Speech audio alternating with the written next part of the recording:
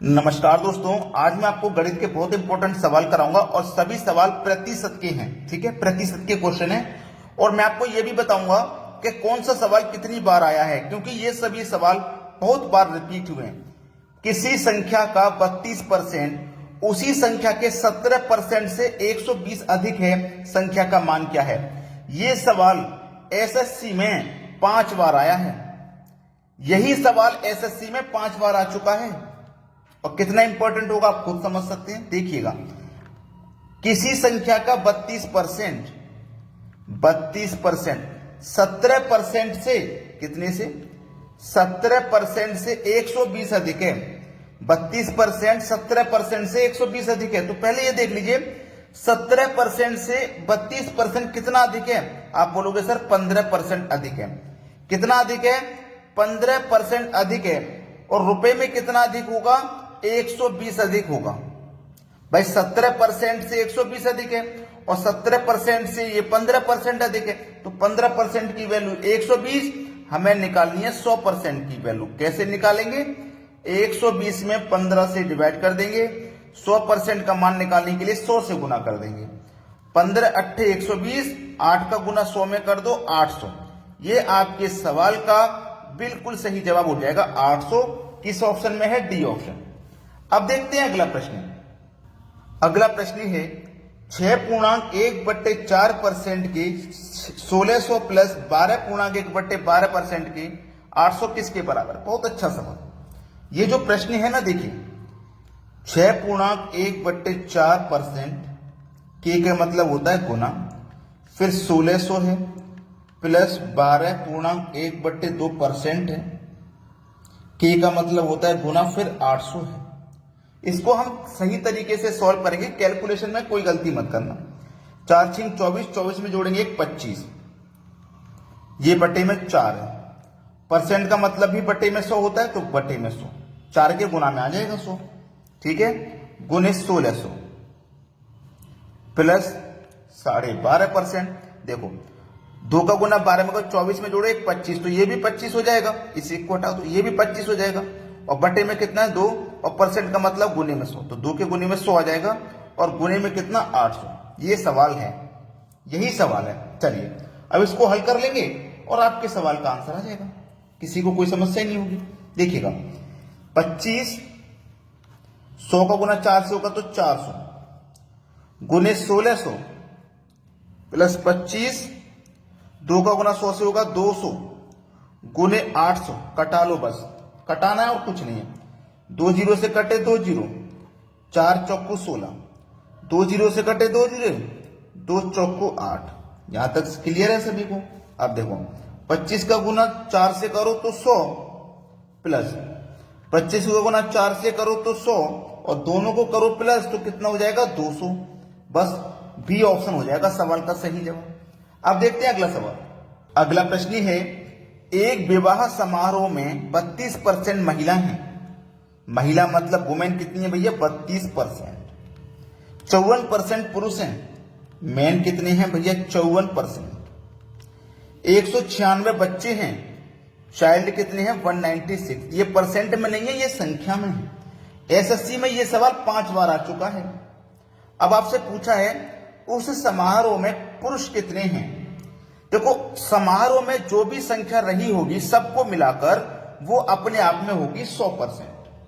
Clear इतनी बात? अपने आप में होगी 100%।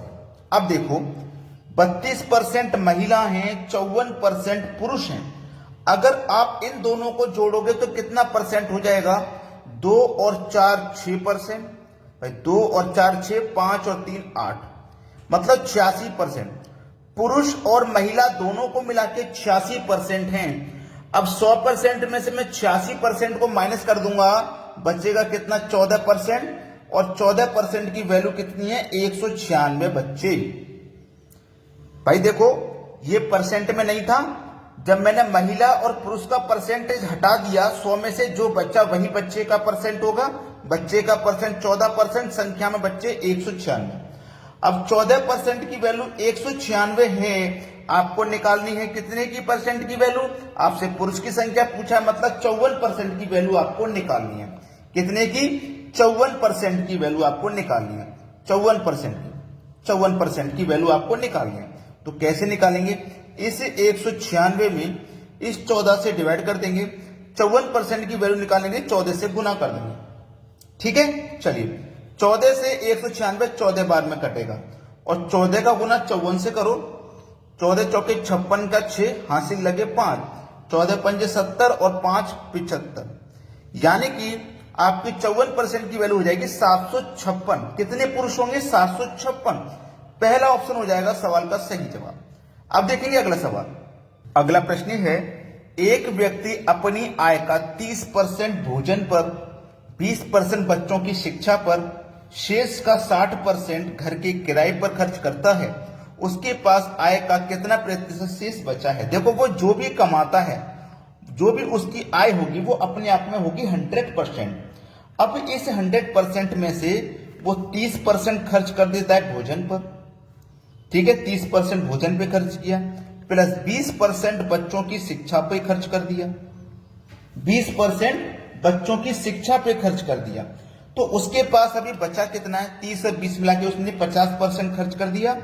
तो 100 में से 100% में से उसके पास 50% खर्च हो गया, तो 50% अभी बचा है ना? 50% अभी बचा है।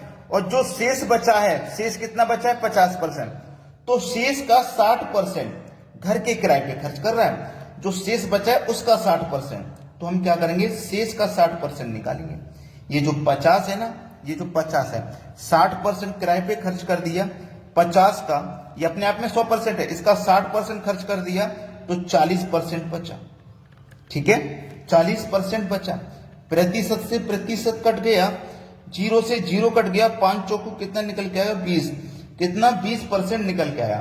तो इसका मतलब उसने कितना खर्च कर दिया? 20% खर्च कर दिया। ठीक है, 20% इसका मतलब उसने खर्च कर दिया। तो उसके पास आंसर जो कितना निकल के आ जाएगा? 20% का। उसने ये पूछा था आपसे कि कितना प्रतिशत शेष बचा? 20%। पहला ऑप्शन बिल्कुल सही जवाब है। देखो कैसे, हमारे पास शेष कितना बचा था? 50% बचा था। 30 और 20 खर्च कर चुके, 50 बचा था। अब इसका 60% घर के किराए पे, भाई 60 घर के किराए पे खर्च कर दिया तो 40 बचा। इसको कैलकुलेट किया तो 20 बचा। ये हमारे प्रश्न का बिल्कुल सही जवाब हो जाएगा। अब देखेंगे अगला सवाल। अगला प्रश्न है, यदि ए का वेतन बी से 50% अधिक है, ए और बी दो व्यक्ति हैं, ए का वेतन बी से, ए का जो वेतन है ना वो बी से 50% अधिक है। बी का अगर 100 है तो ए का 50% अधिक है, 150 हो जाएगा। तो बी का वेतन ए से कितने परसेंट कम है? बी का वेतन ए से कितना कम है? देखो कितना कम है? 50 कम है ए से।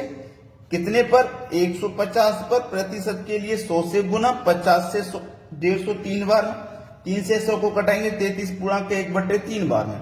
ये आपके सवाल का बिल्कुल सही जवाब हो जाएगा, डी ऑप्शन। अब देखते हैं अगला सवाल। अगला प्रश्न है, एक संख्या में 10% वृद्धि की जाती है और फिर उस बढ़ी हुई संख्या को 10% कम लिखा जाता है, निवल वृद्धि अथवा कमी कितनी होगी ये बताना है। देखो एक फॉर्मूला होता है a प्लस बी प्लस का AB/100। पहले वाली वैल्यू a, दूसरी वाली b। ये वृद्धि है, a आपका वृद्धि है 10 का तो प्लस का रहेगा, वृद्धि रहेगी तो प्लस का। ये आपकी कमी है तो माइनस का 10। ठीक है, ये प्लस ये माइनस, तो प्लस माइनस माइनस। ए आपका 10, बी आपका 10 बटे में 100। 2 जीरो से 2 जीरो कट गए, प्लस का 10 माइनस का 10 कट गया, बचा क्या? माइनस का 1। 1 गुना 1 तो माइनस का 1। तो इसका मतलब माइनस का 1% की कमी है। भाई देखो माइनस में आएगा तो कमी है और प्लस में आएगा तो वृद्धि है, इसका मतलब 1% की कमी है। पहला ऑप्शन हो जाएगा सही जवाब। अब देखेंगे अगला सवाल। अगला प्रश्न है, चीनी के मूल्य में 20% की कमी होने पर कोई उपभोक्ता 120 रुपए में 3 किलो चीनी अधिक खरीद सकता है। चीनी का प्रारंभिक मूल्य किलो में यानी कि कितने रुपए किलो है, ये पूछा है। बहुत अच्छा सवाल है आपका, ये बेहतरीन क्वेश्चन है। आप इस सवाल को मुझे कमेंट में बता सकते हो इसका आंसर, तो मुझे कमेंट कीजिए या फिर मैं इस सवाल को करा दूं आपको, ये मुझे बता दीजिए। आप मुझे बताइए मैं इस सवाल को करा दूं क्या? ठीक है, अगर मैं इस सवाल को करा देता हूं, चलिए 120 रुपए में उपभोक्ता को, कोई उपभोक्ता 120 रुपए में 3 किलो चीनी खरीद रहा है। 120 में 3 किलो, चलिए मैं करा देता हूं। 120 में 3 किलो चीनी खरीदेगा, 120 में 3 किलो, 120 में 3 किलो खरीदेगा। कितने परसेंट है भैया? 20%। तो 20 लिखेंगे परसेंट। अब देखो यहां से ये परसेंट है ना, ये परसेंट को अगर मैं यहां से हटाऊंगा तो गुने में 100, तो 100 का गुना 3 से हो जाएगा, तो ये 300 हो जाएगा। ठीक है, 2 जीरो से मैं यहाँ पे 2 जीरो कटा दूंगा, 3 चौके 12 कटा दूंगा, 4 दूने का कितना हो जाएगा? 8 रुपए। 8 रुपए प्रति किलो, 8 रुपए प्रति किलो। ठीक है, कितना आया ये? 8 रुपए प्रति किलो। अब ये जो 8 रुपए प्रति किलो आया है, ये किस ऑप्शन में है? आप बोलेंगे सर डी ऑप्शन में है। ये सवाल का बिल्कुल सही जवाब हो जाएगा। सभी को प्रश्न क्लियर है? किसी को कोई दिक्कत तो नहीं है? वीडियो देखने के लिए आपका बहुत बहुत धन्यवाद।